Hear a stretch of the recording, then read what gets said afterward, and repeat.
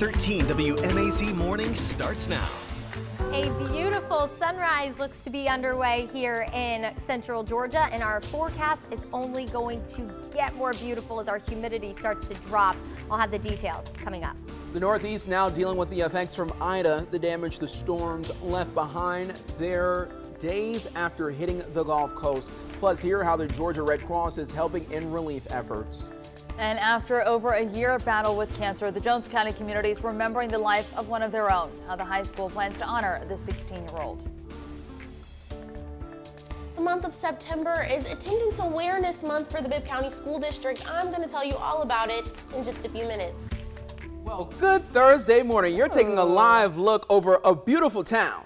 Our hometown, downtown Macon. The time is now 6:31. Just check out that sunrise. It's giving me nice desert vibes. I'm Juan Reese. I'm Caitlin Hack. I do like that. A beautiful start to the day. And the good news is it's going to stay that way for once, Courtney. That's right. Yeah. And for once, it's not only going to look pretty, but it's going to feel pretty out there. Yes. I feel like all the time we're like, well, it looks nice, but guess what? It doesn't feel quite so nice. That is going to change mainly as we head into tomorrow. This morning, still a bit on the sticky side. 71 right now in the city of Macon. Of course, you're looking live on top of Atrium Health Navicent.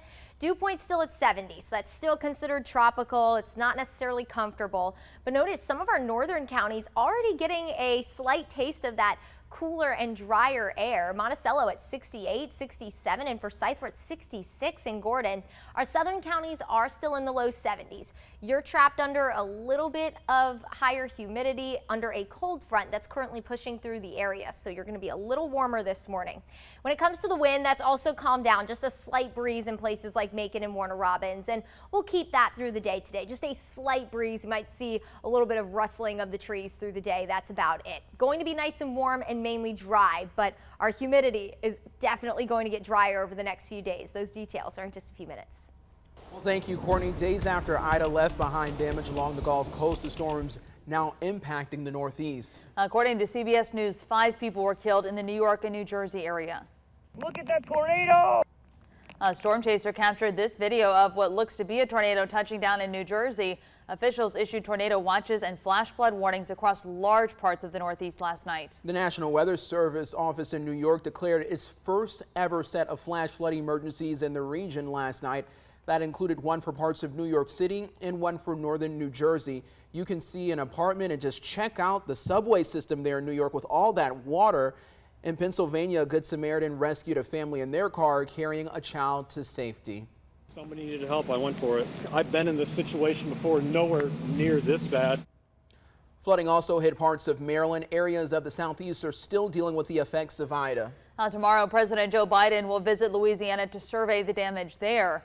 And volunteers from the Peach State are helping in the cleanup efforts. The Georgia Red Cross says about 30 trained disaster volunteers and employees are among 580 U.S. Red Cross workers helping with the relief. Here at home, the Red Cross is also providing resources for evacuees who came to Georgia to escape the storm and who are now starting to make the trip back. A Red Cross Center is open in LaGrange at the Mike Daniel Rec Center. Evacuees can go there and find more information on open shelters in Alabama, Mississippi, and Louisiana. It's open from 8 a.m. to 7 p.m. today and from 8 to 4 tomorrow. Well, let's get to some local news this morning. Right now, Bibb deputies are looking for a man in connection to an armed robbery at a Macon gas station. The sheriff's office says it happened just before 11 last night at the Circle K on Arkwright Road. They say a man went behind the counter holding a gun. He ran away after getting cigarettes and beer. No one got hurt. I want you to go ahead and take a look at your screen. The sheriff's office says the man was wearing a red shirt, white pants, and a black hat. If you have any information, you can call the Macon Regional Crime Stoppers. That number, it's at the bottom of your screen. It's 1-877-68-CRIME.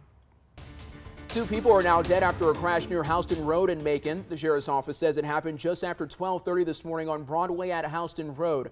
They say a car traveling south on Broadway went through the grass median onto Houston Road. The car hit a tractor trailer stopped at a light. The tractor trailer got pushed into a Chevy Impala beside it. The first car caught fire and both the driver and passenger were not able to get out. They died at the scene. The 57-year-old tractor trailer driver and 50-year-old Impala driver, they should both be okay. No one else got injured in this crash. Well, Jones County High School is mourning the loss of a student who battled cancer for more than a year. The high school plans to honor 16-year-old Emma Mosley at tomorrow's football game. Mosley faced 2 different kinds of cancer in the last year and a half. Her parents, April and James Westmoreland, described her as courageous, inspirational, and a fighter to the very end. April says through the Emma Strong Facebook page she created, they have been able to document Emma's journey. She says they've gotten messages and responses from people around the world. April says as they mourn, she's appreciated the support, especially from the Jones County High School family. School is important to her, and she was on homebound, but she always would go and do more on the days she felt well, because she knew that there would be days she would feel bad. And so she always tried to stay ahead of the game. We are thinking about her family and the Jones County family as well. Jones County High School asked students to wear gold tomorrow at school and at the football game that night. The color gold honors Childhood Cancer Awareness Month, which started yesterday. The Westmorelands say they will advocate for more funding and research for childhood cancer in honor of Emma. Turning now to the latest in coronavirus news. State employees will get a day off of work tomorrow, but it's not just for relaxation. It's to encourage them to consider getting their vaccines. Governor Brian Kemp announced the state offices would close tomorrow in hopes employees will think about using that time to get vaccinated if they're not already. The governor says for those who already rolled up their sleeve, the day off is a thank you for helping keep Georgia going through a global pandemic.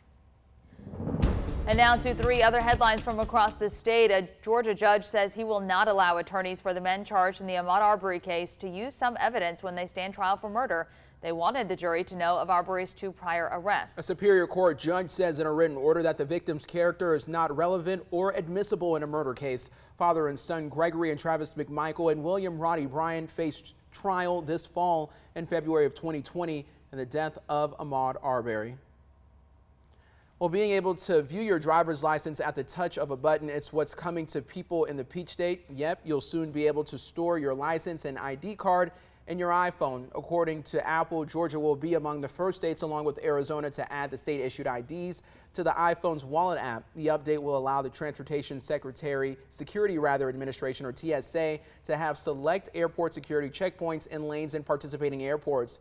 These will be the first locations customers can use their driver's license or state ID in Wallet. Apple says a customer's identity data is encrypted and protected against tampering and theft. Well, could we get another bowl in the Benz? Atlanta Falcons owner Arthur Blank definitely hopes so. The Atlanta Falcons and Mercedes-Benz Stadium have, quote, expressed interest to the National Football League to host the 2028 Super Bowl. That's according to a spokesperson with AMB Sports Plus Entertainment, which is part of the Blank family of business. The spokesperson says there is no longer a bidding process, but says they have let the league know they are definitely interested. Atlanta previously, of course, hosted the game in 2019. Man, that would be awesome. Oh, yeah. All right, speaking of football, the Mercer Bears hit the gridiron tonight for their season opener. And you only need $5. That's all to get in. I like that. You can get your tickets online right now for $4.78. It's part of the university's 4-7-8 day promotion. The Bears take on Point University Skyhawks tonight at 7. The Mercer campus game day activities will include the Ford Concert Series at the Black Field and the Bear Walk starting at 3:45. Now, Mercer expects to fill Five Star Stadium to full capacity. The athletic director says they are abiding by state guidelines for COVID-19. They're not requiring masks, but they expect fans to use good judgment. Time's now 6:39. Football is back. And what a great day for them, too, to have that game. Most definitely. One thing I do want to mention, in that Ahmaud Arbery script, I believe it was February of 2022. So I definitely want to make that correction to that script. But I mean, absolutely amazing that football is coming back. And I mean, if we didn't have to work tomorrow morning, I feel like we'd be at the game. Right? Yeah. And they have that concert series beforehand. Right. Those games are a lot of fun. Yes, and the humidity is going to start to drop starting tonight. So it really is going to be wonderful. I think that just makes us extra excited for college football. By the way, University of Central Florida, my alma mater, they play tonight as well, although I can guarantee you the humidity is not going to be low in Central Florida. It never is in the summertime. All right, everyone, well, let's talk about what's going on here at home. A beautiful sunrise underway here in the city of Dublin. Enjoy it. Just a glowing start to your Thursday. And for once, as we go through the next couple of days, not only is it going to look pretty, but feel pretty as well. 70 right now in the city of Dublin. Of course, you're looking live on top of the Fred Roberts building. Area-wide, upper 60s and low 70s. Notice the upper 60s are in our northern counties. You're a little bit cooler. And then you're in the low 70s in places like Unadilla at 70, 72 in Cochrane, but it's 66 in Gordon. And this is why our northern counties are a little bit cooler. They're starting to experience some of that drier air behind our cold front that will sink to the south throughout the day today. Look at the dew point temperatures. Dew points measure the amount of moisture in the atmosphere. And when you have less moisture to work with, that allows temperatures to drop quicker. 64 in Athens, and guess what? We're going to see dew points like that as we head into tomorrow. Not fall-like there, but definitely more comfortable than the 70s a lot of us are dealing with, which is super sticky. And where we do have more of that moisture in the air is along this cold front that again will continue to sink south through the day today as high pressure pushes it out of the way. And high pressure, we've talked about that before, that's that sinking air. And when air sinks, it warms, but also creates a drying trend, and dry is exactly what we're going to be as we head into the end of the work week. So this green color here, that's indicating the higher moisture content. But notice you're starting to see a little bit more of that brown color. That's indicating drier air as our wind comes out of the northeast. Obviously here in central Georgia, our wind direction very important. When it comes out of the east, that's pulling in the Atlantic moisture. If it's coming out of the south like it has all week, it's pulling in that Gulf moisture. But to the north, that's the sweet spot for us. That's going to give us that lower humidity and drier conditions as we head into the end of the week and the weekend. Of course, a long weekend for a lot of you as Labor Day weekend is coming up. So here's a look at our dew point temperatures. 50s for Friday and Saturday. Get out and enjoy it. They'll go up slightly through the weekend, but it's not going to be super sticky and tropical.